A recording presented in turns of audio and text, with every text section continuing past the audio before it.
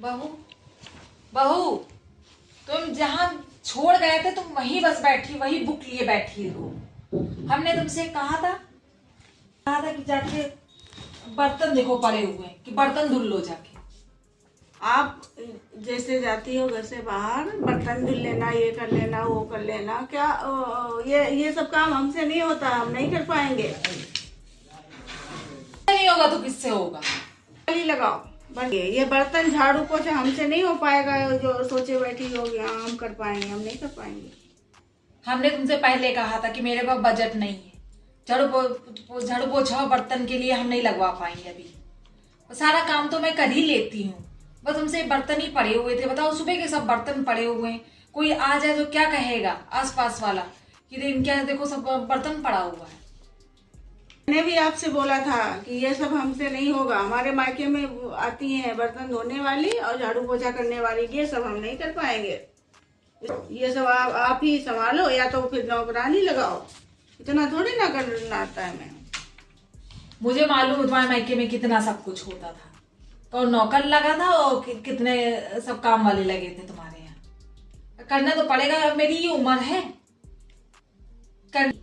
सारा काम तो हम करते रहते हैं। हमारे मायके वालों के लिए एक शब्द भी नहीं सुन सकते हैं। मायके वालों के लिए कुछ नहीं बोलना। मायके में हमारे बहुत नौकर चाकर हैं।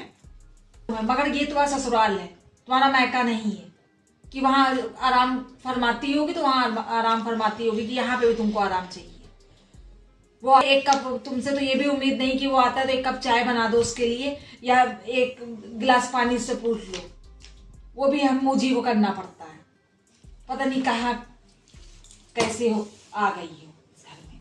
का बेटा, आपके बेटे से तो हमें ऐसे भी छुटकारा चाहिए। हमें छुटकारा चाहिए। हम तो तलाक लेंगे। हम उसके साथ नहीं रह, उस इंसान के साथ नहीं रह सकते। और आपने भी तंग करके रखा है। हमेशा चिक चिक करती रहती हो, ये नहीं किया, वो नहीं किया, वो करना, वो करना, वो करना।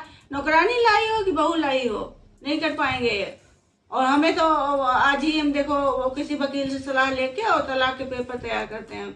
हमें नहीं रहना ऐसे घर में और ऐसे इंसानों के साथ में। आपके लिए तुम्हें तलाक का मतलब भी समझती हो क्या होता है? इतनी छोटी सी बात के लिए तुमसे बर्तन के लिए कह दिया तो तुम्हें बस तलाक का वो हो गया। ये कोई बात थोड़ी होती कि जब देखो तुम यही बोलती रहती हो, तंग आ गई हूँ, तंग आ गई हूँ, तंग आ गई हूँ। अरे कम से कम करो काम। क्या अपने घर का कोई काम करने में कोई नौकर हो जाता है तो तुम्हारे ही घर कि मैं इस घर को मैं जाऊंगी तो अपने साथ लेके जाऊंगी। सबको मेरे बात तो सब कुछ तो तुम्हारा ही है। काम नहीं होता, काम नहीं कर पाएंगे हम।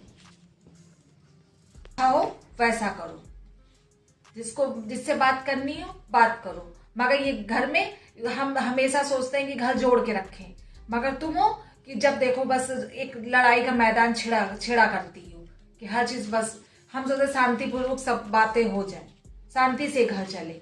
इसीलिए मैं चाहे दिन हो चाहे रात में लगी रहती हूँ काम में, तुमसे नहीं कहती हूँ। आज मैंने जैसे तुमसे कुछ कह दिया तो बस तुम कह लगी ये मैं ये नहीं करूंगी।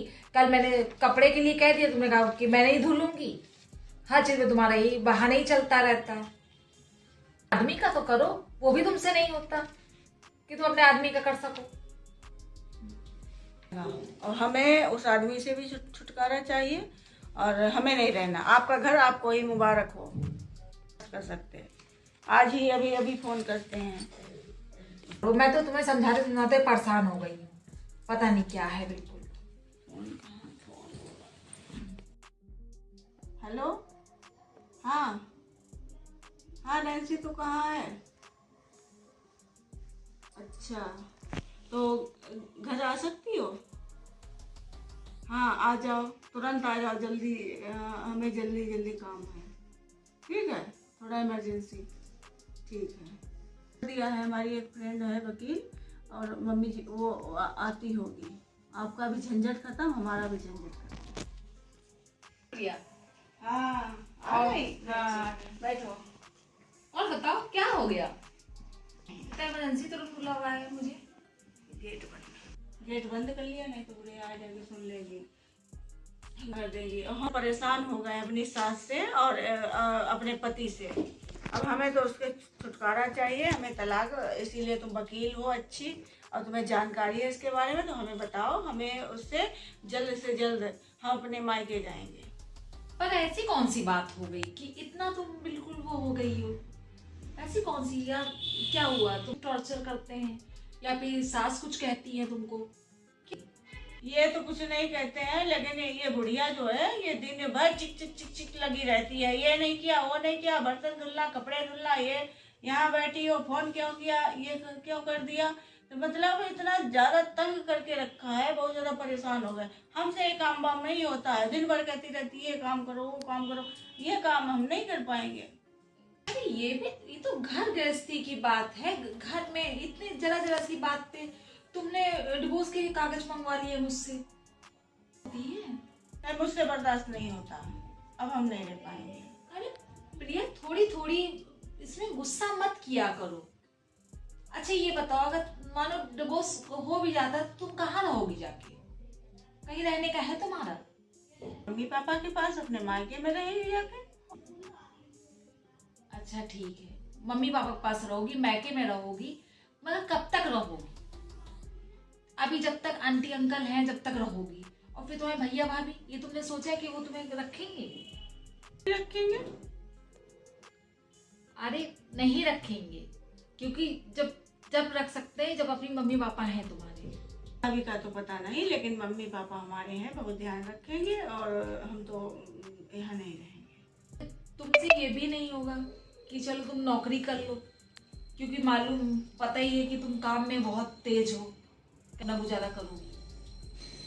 अब नहीं रह सकते तो नहीं रह सकते, कुछ करो इंतजाम। क्या सोच रखा है तुम? अब खुद ठंडे दिमाग से सोचो।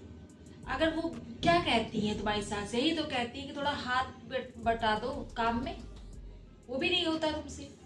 काम नहीं होता है, तुमसे घर का काम नहीं हो रहा तो तुमसे बाहर का क्या काम होगा?